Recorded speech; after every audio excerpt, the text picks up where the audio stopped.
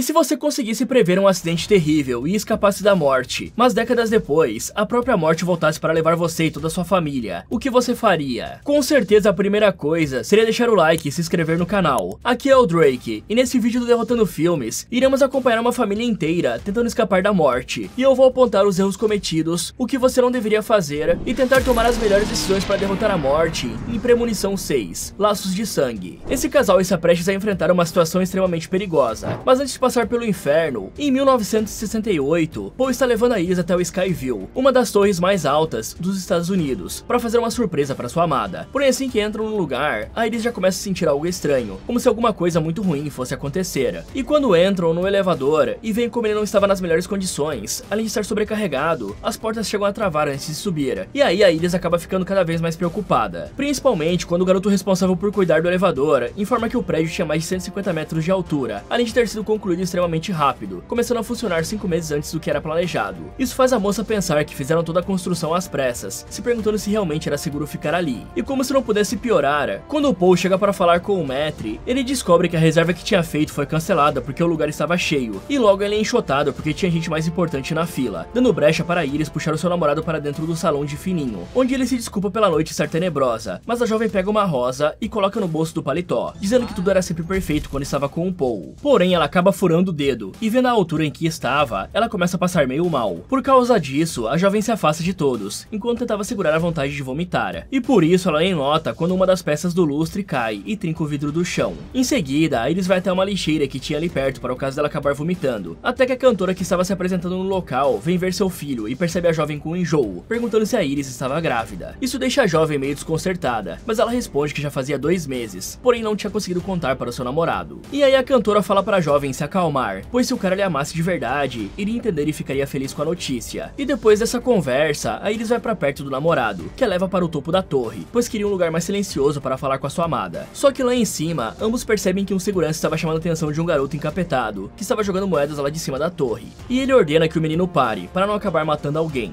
Mas óbvio que a criança não escuta e continua jogando as moedas lá de cima, assim que o guarda vira as costas. O problema é que uma delas acaba sendo sugada pela tubulação e quebra um dos exaustores da torre, o que gera uma falha, fazendo o gás vazar para dentro do restaurante. Em paralelo, o Paul finalmente revela a razão de ter preparado aquela noite especial e pede a sua amada em casamento. E com essa declaração linda de amor, a Iris acha que aquele era o momento perfeito para revelar a gravidez ao seu noivo. E diferente do que ela pensava, o Paul fica muito feliz, pois finalmente poderiam construir uma família juntos. E com certeza é muito comum as pessoas ficarem extremamente preocupadas quando vão começar uma família, por conta dos gastos que um filho traz. Mas o Paul estava muito tranquilo quanto a isso, pois ele já tinha aprendido a se organizar financeiramente graças à UVP, a maior escola de investimentos do Brasil. E a razão disso, galera, é que a UVP conta com um curso super completo, que te ensina a investir de forma correta para gerar uma renda passiva todos os meses, como também te garante um futuro mais próspero. Isso tudo com apenas 8 semanas de curso, tudo de forma 100% online, estudando no conforto da sua casa. Além disso, galera, a UVP ainda fornece várias ferramentas para te ajudar a se organizar melhor financeiramente, como a função carteira, onde você pode listar todos os seus investimentos em diferentes áreas, colocando até mesmo etiquetas personalizadas para saber exatamente no que você investiu sua grana, além de também conseguir rastrear e prever os seus lucros com muito mais facilidade, vendo tudo em um gráfico simples e com uma interface muito intuitiva. Fora que em outras abas, você consegue colocar metas de quanto quer ter investido em cada área, e até criar diagramas planejados. Outra ferramenta muito interessante é a função de orçamento doméstico, onde você pode colocar a sua renda mensal e de todas as suas contas fixas, além de conseguir separar o que você pretende gastar com lazer, conforto e, claro, os investimentos mensais para fazer o seu dinheiro trabalhar para você. Tudo isso com uma interface intuitiva e gráficos simplificados para facilitar o seu entendimento. Então, se você tem interesse em aprender a investir, gerir melhor as suas finanças e crescer financeiramente, além de mais um monte de benefícios para os alunos, eu recomendo fortemente a UVP, até porque você não tem risco nenhum, já que eles devolvem todo o seu dinheiro caso você não tenha resultados, mesmo após você terminar o curso e emitir o certificado. Então corre e clique aqui no link da descrição para iniciar antes que o preço dele aumente, por conta da quantidade de benefícios e informações que o curso entrega. E depois de garantir o futuro da sua família estudando com a UVP, o Paul e a Iris vão para a pista de dança para comemorar o futuro casamento deles. Porém, com os pulos da galera, o chão que já estava trincado começa a quebrar, e antes que ele se rompesse, a Iris tem um sentimento súbito de que algo daria muito errado e se afasta das pessoas. É nesse momento que o vidro se quebra de vez, derrubando várias pessoas que atingem uma viga de sustentação que estava bamba, a quebrando e fazendo a torre começar a desmoronar. E aí vemos que o Paul ainda não tinha caído, pois conseguiu se segurar no chão, ou no que sobrou dele, né? Então a Iris tenta salvá-lo, mas infelizmente não consegue, e é obrigado a ver o coitado batendo as botas em sua frente. Ok, antes de tudo galera, eu vou falar e mostrar pra vocês porque demorou para sair esse vídeo aqui no canal. Esse é o filme que tinha disponível mês passado, e esse aqui é o arquivo que tem agora. Eu não consigo considerar aquilo com qualidade o suficiente pro canal, e eu nunca vou postar nada desse jeito aqui só pelo hype de pegar views. E como teve muitas pessoas pedindo nos comentários, eu sinto que eu precisava dar uma explicação pra vocês sobre isso. Mas agora, bora analisar a situação.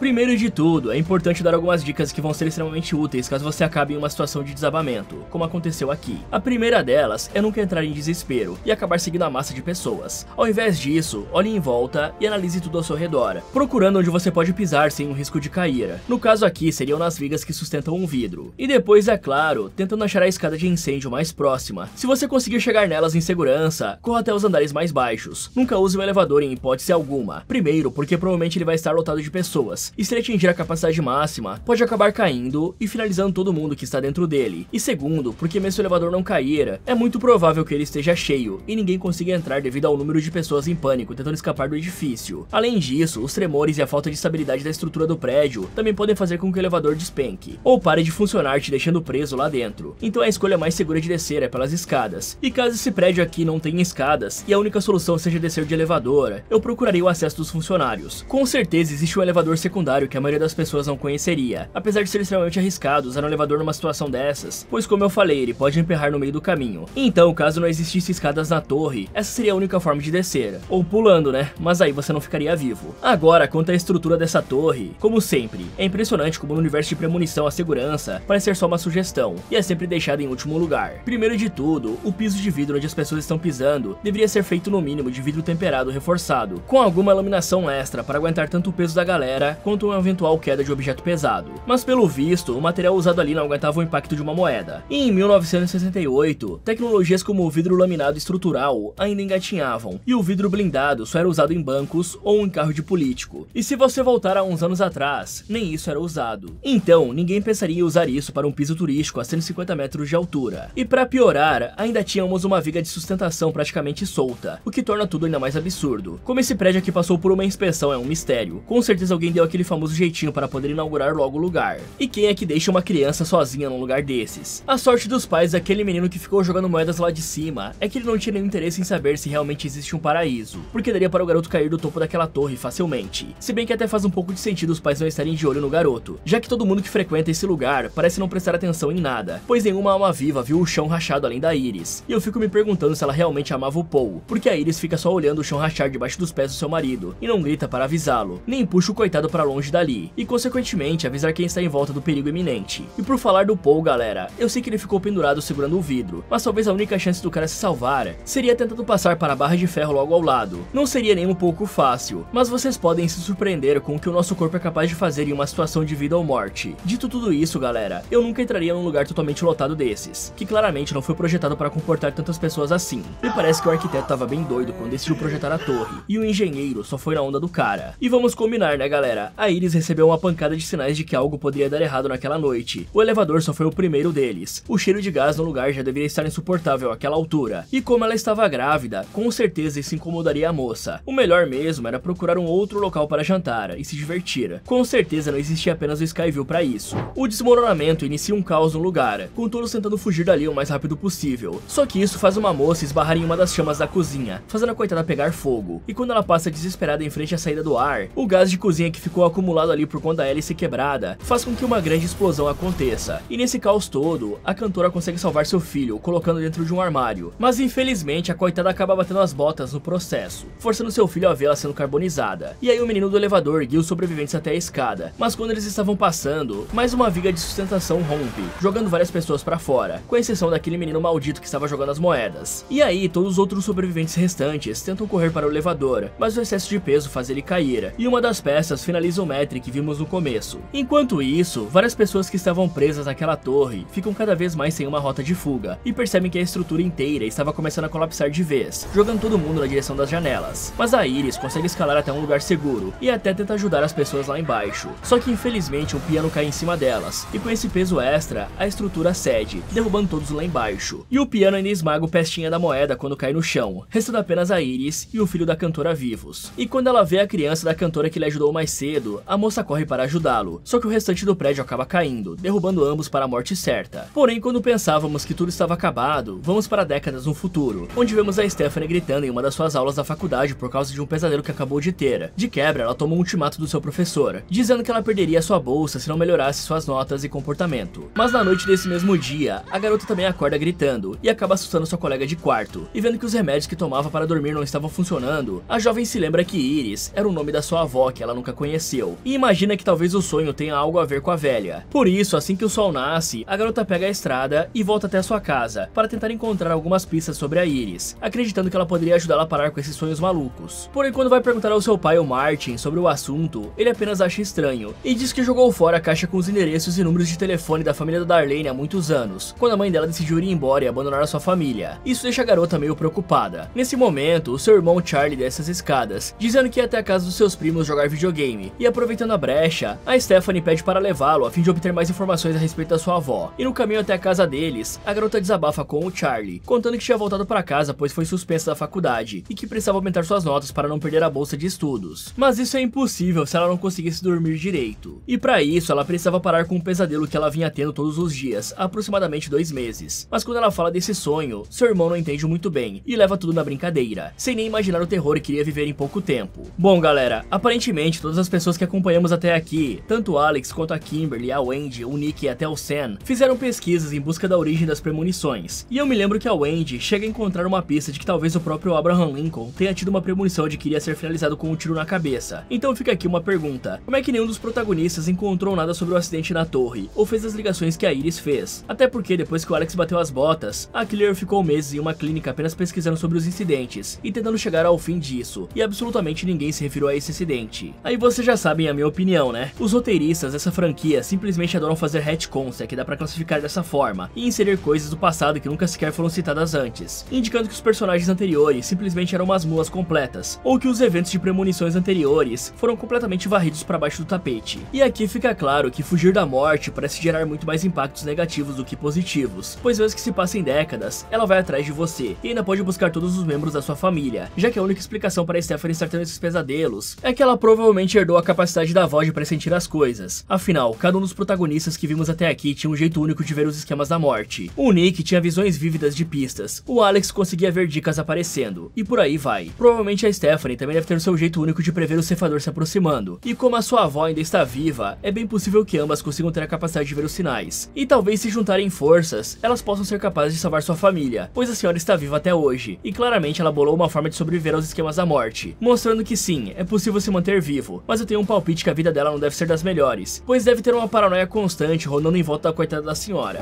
Chegando na casa dos seus tios, a jovem reencontra seus primos Eric e Bob brigando, pois o Bob não conseguia encontrar sua tartaruga de estimação, e aí a Julia desce para entender o motivo da bagunça, mas ela ignora totalmente a Stephanie e vai falar com o Charlie direto, onde a garota descobre que seu irmão estava namorando uma garota que fazia o mesmo curso de salva-vidas que o Charlie, e aí a Stephanie percebe que ela já não sabia mais nada da vida da sua família, então ela decide deixar os dois conversando e vai até a cozinha, onde encontra sua tia Brenda, e aí ela pede para falar com o seu tio Howard, que aparece super feliz ao ver a sua sobrinha depois de tanto tempo. Mas assim que a garota começa a fazer um monte de perguntas sobre a Iris, o clima na casa muda, principalmente quando ela conta que vinha tendo pesadelos com uma torre caindo. Isso deixa o Howard ainda mais preocupado, mas ele se recusa a ajudar a Stephanie a encontrar sua avó, pois de acordo com ele, depois que seu pai bateu as botas, a Iris ficou extremamente perturbada, impedindo o Howard e a Darlene de irem para a escola, falando sobre as formas horríveis que ela disse ter visto ambos morrerem, e isso chegou a um ponto tão absurdo que o estado tirou a guarda dos filhos dela, mas a Iris continuou perseguindo os irmãos, mesmo no orfanato, e quando os netos dela começaram a nascer, a Iris passou a enviar cartas com obituários e fotos de mortes grotescas, portanto ela arruinou a vida dos seus filhos, e por isso Howard pede para sua sobrinha ficar bem longe dela. Porém a jovem não desiste, e implora para a Brenda por ajuda, que acaba decidindo ajudar por pena. E então a Brenda conta onde o Howard guardava as cartas que recebia da Iris, e vê sua avó junto do seu avô quando eram bem mais novos, e percebe que realmente estava sonhando com a sua avó esse tempo todo. Com isso, a garota dirige até o endereço que estava nas cartas, encontrando uma cabana isolada no meio do nada, totalmente cercada por muros com estacas em todas as partes, como se quisesse afastar qualquer um que se aproximasse. Em seguida, a jovem toca o interfone, e precisa dizer ser uma das netas para não ser expulsa dali. Descobrindo isso, a Iris pede para que ela coloque as chaves em qualquer objeto afiado ou potencialmente perigoso ali na caixa, e quando a garota fala que não queria machucar a sua avó, a velha apenas diz que não era da garota, que ela tinha medo. E então, depois de colocar as chaves na caixa, a menina anda pelo que parecia ser uma trincheira de guerra. Em seguida, ela abre a porta sem perceber que tinha derrubado um extintor de incêndio, e quando finalmente consegue entrar na cabana, a Stephanie percebe que tudo era reforçado, e que a velha tinha muitos suprimentos ali para não ter que sair, além de algumas plantações para que nunca ficasse sem alimento. E quando analisa bem a jovem e percebe o quão parecida ela era com a sua filha Darlene, a velha pergunta como todos estavam. E ao saber que a Darlene tinha abandonado a sua família quando a Stephanie tinha apenas 10 anos, a idosa fica um pouco confusa, mas sua neta revela que não veio por causa da sua mãe, ou das cartas, mas porque há 2 meses vinha tendo um pesadelo onde uma torre caía e sua avó batia as botas. Então a anciã fala que aquilo era uma premonição que ela teve há mais de 50 anos atrás, e conta que naquele dia teve uma visão de que todos iriam bater as botas. Então ela correu para impedir o garotinho de jogar a moeda lá de cima, e em seguida entrou no restaurante e roubou o microfone dos cantores, contando a todo mundo que o chão estava prestes a cair. Com isso ela salvou muitas vidas, e o restaurante foi fechado pouco tempo depois, e nunca mais abriu por causa dos defeitos estruturais. O problema é que depois disso, a morte voltou, e foi atrás de cada um que estava no restaurante naquela noite, finalizando um por um, inclusive o seu amado Paul. E depois de perder o marido, a mulher passou todo o tempo que tinha se preparando, aprendendo a ver os sinais do universo, e treinando para sobreviver à morte. Só que infelizmente ela veio de uma outra forma, já que há 2 meses atrás, ela descobriu que estava com câncer, e foi nesse período que sua neta começou a ter visões, o que significava que algo muito ruim estava se aproximando da sua família. E aí a velha percebe que tinha deixado a sua lupa mal posicionada na mesa, e a morte estava usando aquilo para tentar romper uma corda que segurava um vaso. Então ela rapidamente impede o esquema antes que se tornasse algo letal, o que só faz a Stephanie pensar que a idosa era maluca. Bom, eu entendo completamente o Howard achar que a mãe dele é insana, mas é estranho que ele receba tantos obituários relacionados a acidentes sem explicação, e não tenha ficado tentado a ler ou sequer levar aquilo à polícia para ser analisado. Afinal, todas as pessoas e famílias que estavam batendo as botas estão relacionadas ao acidente na torre em 1968. Isso deveria ao menos alarmar as autoridades, que iriam até as famílias ainda vivas de quem esteve naquela torre para avisar das mortes, ajudando a todos a ficarem mais atentos. Agora, em relação a Iris, como eu disse no caso da Clear, parece que a melhor chance que um dos alvos da morte tem é se isolar completamente do mundo e o ambiente controlado, onde nada de perigoso se aproxime de você, pois assim você consegue restringir qualquer coisa potencialmente mortífera de chegar perto, como a Iris e a Clear faziam. O problema é que viver assim vai consumir aos poucos a sua saúde mental, sanidade e esperança, fora que você teria que viver afastado de todos que ama e nunca poderia construir uma família. Então pode ser que viver assim completamente só não vale a pena. Esse é um daqueles famosos destinos piores que a morte, porque uma hora ou outra sua sanidade iria ceder e você poderia virar um perigo para si mesmo, fora a paranoia constante e torturante de que tudo pode dar errado a qualquer momento, com a qual você teria que viver para sempre.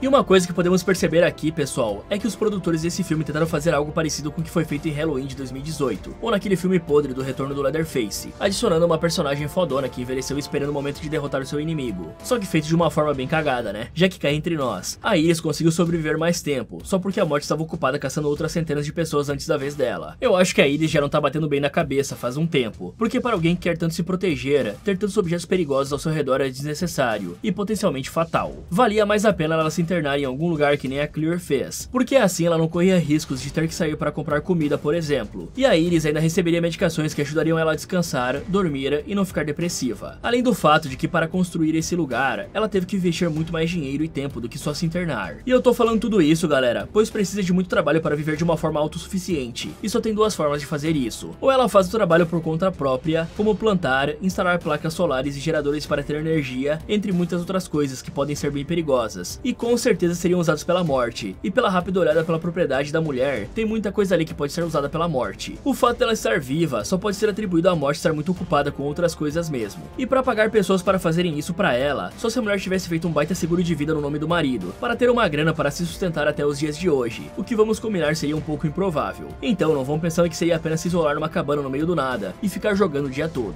pois isso não daria muito certo. Depois de contar tudo sobre a premonição para sua neta, a idosa fala que usou todo o tempo da sua vida para reunir informações que a morte usou para finalizar todos da torre, e montou um livro gigantesco com um guia de como sobreviver ao ceifador. Porém ela precisava que a jovem ficasse ali por um tempo, para conseguir ensiná-la tudo o que precisava saber para enfrentar os esquemas da morte e salvar a sua família. Só que a garota acha tudo aquilo maluquice e decide ir embora, dizendo que provavelmente os seus pesadelos eram apenas sonhos, e aí eles até pensam em seguir a sua neta, mas fica com medo de pisar fora da casa, pois sabia o que iria acontecer e já sentia o ceifador se aproximando. Mas o medo de perder a sua família era maior do que perder a vida, por isso a velha corre até a garota, entregando seu livro, e falando que ali tinha todo o material necessário para manter todos que ela amavam a salvo. E numa tentativa desesperada de fazer sua neta acreditar nela, a idosa diz que iria provar tudo que tinha dito sobre a morte, então ela simplesmente fica parada e espera o ceifador fazer o que vinha tentando há décadas. Nesse momento, a morte usa os ventos fortes para derrubar uma antena que tinha em cima da casa no extintor que a Stephanie derrubou quando chegou, gerando uma pequena explosão que lança a antena na cabeça da idosa, a finalizando na frente da sua neta.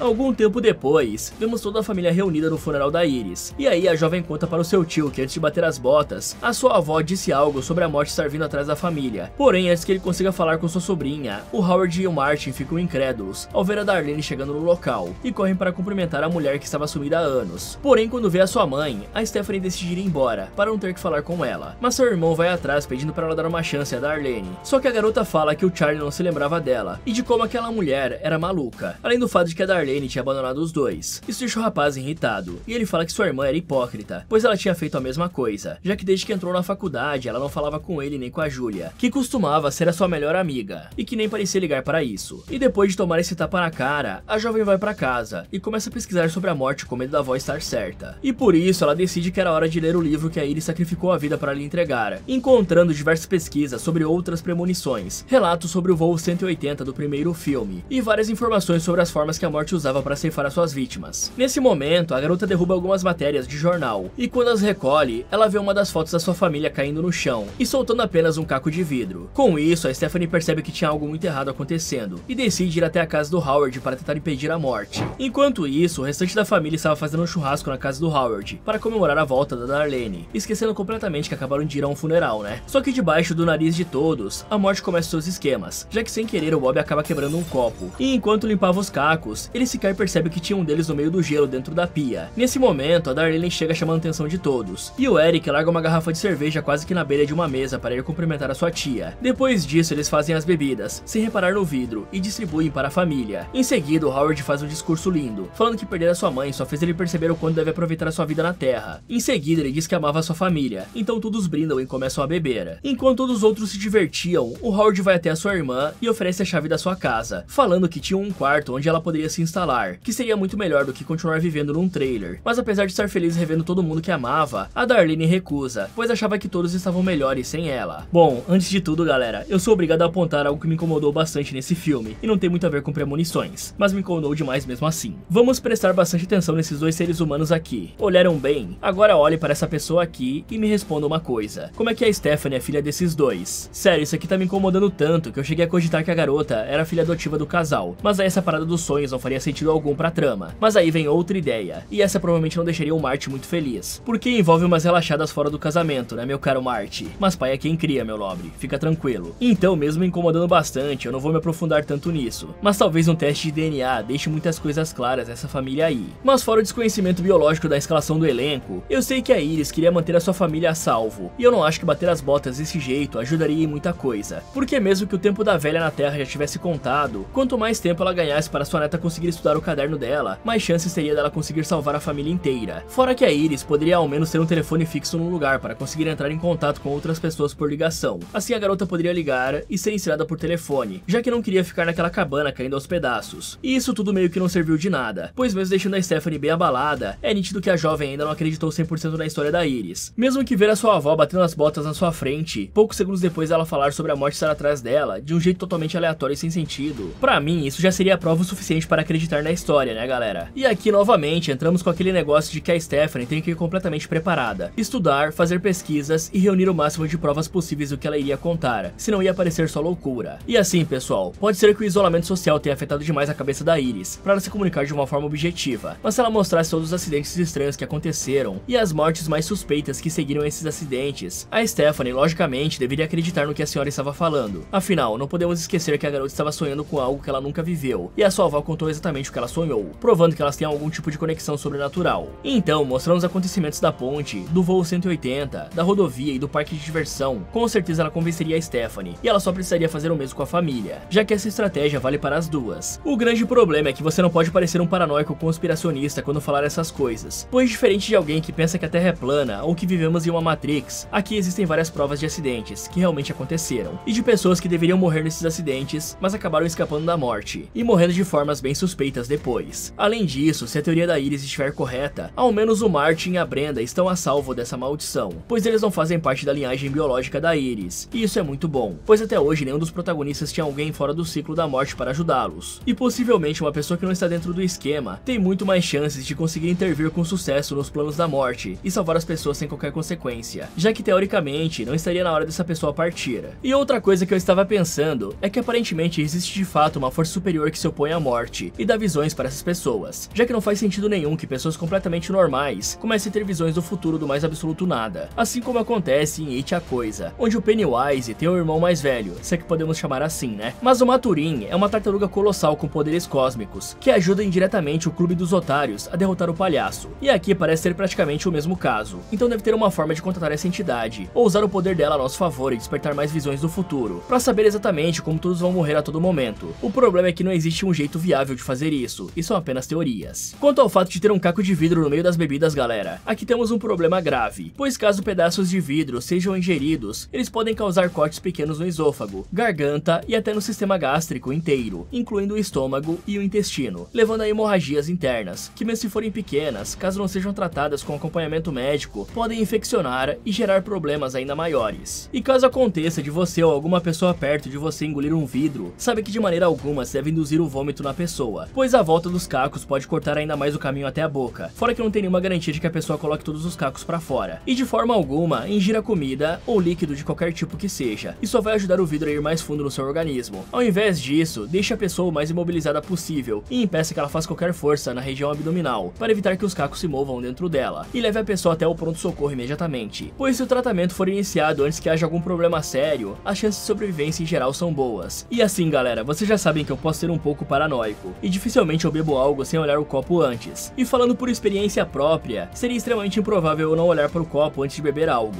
E não é por acaso que isso aconteceu, galera. Uma vez quando eu era adolescente, eu fui fazer uma pausa nas jogatinas de Cabal Online para fazer aquele lanchinho da madrugada. Quem aí nos comentários já jogou Cabal Online? Mas tirando a nostalgia de lado, eu fui fazer o meu Nescau. E eu me lembro do pote ter o suficiente para fazer um último copo. E eu tava bem feliz naquele momento. Mas como diz o ditado, né? Felicidade de pobre dura pouco. Logo depois de terminar, eu escutei um ploft. E quando eu olhei pro copo, tinha uma barata desgraçada nadando dentro do meu Nescau. E eu tive que jogar tudo fora. Obviamente, eu me senti humilhado. E descontei toda a raiva finalizando aquela barata com requintes de crueldade. E eu não vou dar detalhes aqui, porque o YouTube não gosta muito de ver barata sofrendo. Mas para resumir, eu fiquei sem um Nescau pro meu lanche da madrugada, porque não tinha mais para fazer outro. E depois daquele dia, eu nunca mais bebi nada sem olhar para dentro do copo antes. Depois de ter a sua oferta de abrigo recusada pela irmã, o Howard tenta fugir da tristeza brincando com seu filho e sobrinho em um trampolim. Mas logo a brincadeira é parada pela Darlene, que viu um ancinho embaixo do trampolim e vai lá tirar a ferramenta. Nesse momento, vemos que o caco estava no copo do Martin, e quando o homem deixa a bebida em cima de uma mesa, é aí que a Stephanie chega tentando entender o que a morte faria. Mas antes que conseguisse analisar o lugar, o trampolim se rompe com o peso do Bob, fazendo quem estava jogando Jenga se distrair e derrubar os blocos, que jogam o copo do Martin no chão, lançando o caco na grama. E aí a Brenda coloca uma tigela em cima da mesa onde o seu filho tinha deixado a cerveja, derrubando-a num temporizador de irrigação, e a mangueira de jardim começa a se encher. E aí o Howard vem para cumprimentar a Stephanie e acaba pisando no caco, e a dor faz o cara cair no chão. Nesse momento, a pressão da mangueira faz com que o ancinho caia no botão que liga o cortador de grama, ativando a máquina que vai com tudo em direção à cabeça do homem, picotando a cara do coitado. E essa morte é o suficiente para convencer a Stephanie de que sua avó estava certa. E então ela começa a estudar tudo que a mulher tinha deixado, e vê no diário dela que uma pessoa do acidente da torre ainda estava viva, um tal de JB, que a garota ainda não sabia quem poderia ser. Com isso, ela faz uma ordem de nascimento de toda a família. O Howard era o mais velho e, portanto, foi o primeiro. E se for seguir essa linha, o próximo seria o Eric. E na manhã seguinte, a Stephanie reúne a sua família e explica que depois do acidente da torre, todos foram finalizados na mesma ordem que morriam na premonição da Iris. E como tinham muitos sobreviventes, a morte levou anos para chegar até cada um deles. Só que a Julia não acredita nisso, pois não tinha nada a ver com essa visão. Porém, sua prima explica que se isso fosse verdade, e a Iris devia ter batido as botas naquela noite, nenhum deles deveria existir. Não só isso, como os sobreviventes do acidente tiveram família, que geraram novas famílias. Por isso demorou 50 anos para a morte pegar todos eles. E ela explica que provavelmente o próximo seria o Eric, depois o Bob, a Julia, a Darlene, ela e seu irmão. Mas que a Brenda e o Marty deveriam estar seguros, pois não eram da família da Iris. Só que mesmo tentando explicar, todos acham que a garota era maluca, e vão embora sem lhe dar chance de falar mais nada. Mesmo a jovem dizendo que de acordo com o diário da Iris, uma pessoa conseguiu enganar a morte, e realmente permanecer viva, mas ainda não sabiam quem era. Porém todos vão embora dizendo que a garota tinha transformado a morte do Howard numa teoria da conspiração. E depois que todos saem, a Darlene se aproxima e fala para sua filha que apesar de tudo aquilo parecer real, eram só devaneios de uma mulher maluca. Só que a garota fala que já passou da idade em que precisava de conselhos da sua mãe. Naquela noite, o Eric vai trabalhar no estúdio de tatuagem em piercings, e o dono pede para o garoto fechar, pois precisava sair mais cedo. E então o jovem termina com a última cliente, e decide colocar uma música triste para tocar enquanto tatuava no braço uma homenagem para o seu pai. O problema é que o som alto acaba fazendo um boneco decorativo cair e derrubar um vidro cheio de agulhas usadas. E é aí que o Eric se levanta para arrumar, e acaba derrubando o álcool que era usado para esterilizar os equipamentos. E aí uma das correntes que tinha no teto perto do ventilador se solta, e e se prende no nariz do rapaz, fazendo o cara ter que subir nas prateleiras de vidro para tentar desenganchar o negócio. O problema disso é que ele acaba quebrando tudo e derrubando uma luminária, que cai em cima do álcool, iniciando um incêndio. E o cara infelizmente acaba se desequilibrando e caindo em cima do fogo, e tudo que podemos ver é a loja se queimando do lado de fora. Ok, tem muita coisa errada aqui, mas vamos por partes. Para começo de conversa, vamos falar do Howard deixar aquele cortador de gramas em um local aberto, mesmo que ele seja combustão e não precise ser ligado à energia. Geralmente casas assim possuem um depósito onde essas ferramentas são guardadas, que se chamam shed, e lá ficam todas as ferramentas e equipamentos de jardinagem, como o cortador de grama, por exemplo. Pois por mais que as coisas sejam baratas lá nos Estados Unidos, você precisa ser muito idiota para armazenar tudo a céu aberto, onde agentes climáticos como chuva, sol, vento e poeira vão acabar com a durabilidade dos equipamentos. E aqui tem mais um caso de que a própria pessoa que quer impedir a morte de acontecer acaba causando a tragédia. Tudo aconteceu no exato momento em que a Stephanie chegou, o que fez o Howard descer do trampolim e ele romper, já que o idiota do filho dele pulou bem na borda. A única coisa que a garota poderia fazer ao chegar era gritar que o Howard era o próximo. Isso talvez faria o cara ficar parado em choque e evitar que ele fosse na sua direção. E depois de 2 mortes seguidas, você acha que a família estaria mais propensa a aceitar a teoria da Stephanie, né? Agora, passando para o idiota do Eric. Primeiro, que não faz sentido algum colocar correntes tão perto assim de um ventilador de teto, pois era meio óbvio que a corrente poderia acabar enroscando na hélice e causando um baita estrago. Mas as atitudes do Eric fazem menos sentido ainda. O cara não deveria deixar produtos inflamáveis jogados dessa forma, ainda mais estando semi-abertos. E segundo, que não tinha necessidade alguma de subir em todas aquelas coisas, já que foi um mosquetão que prendeu no nariz do cara. Tudo que o idiota precisava fazer era abrir o gancho, ou se ele quisesse descontar toda aquela raiva que estava sentindo, dava pra ele puxar com tudo a corrente, em direção ao chão, já que o telhado daquele lugar não me parecia nos melhores dias. É claro que ele ia causar um belo estrago, mas vocês precisam concordar comigo que um ventilador de teto arrancado é melhor que botar fogo no lugar inteiro, igual ele fez, né? Pois pelo menos ele conseguiria sair vivo do lugar, já que não sabemos se ele sobreviveu ou não a um incêndio. Se bem que eu não coloco toda a culpa no Eric. O dono desse lugar também devia ao menos ter instalado um sistema de incêndio. Isso com certeza teria ajudado muito nessa situação.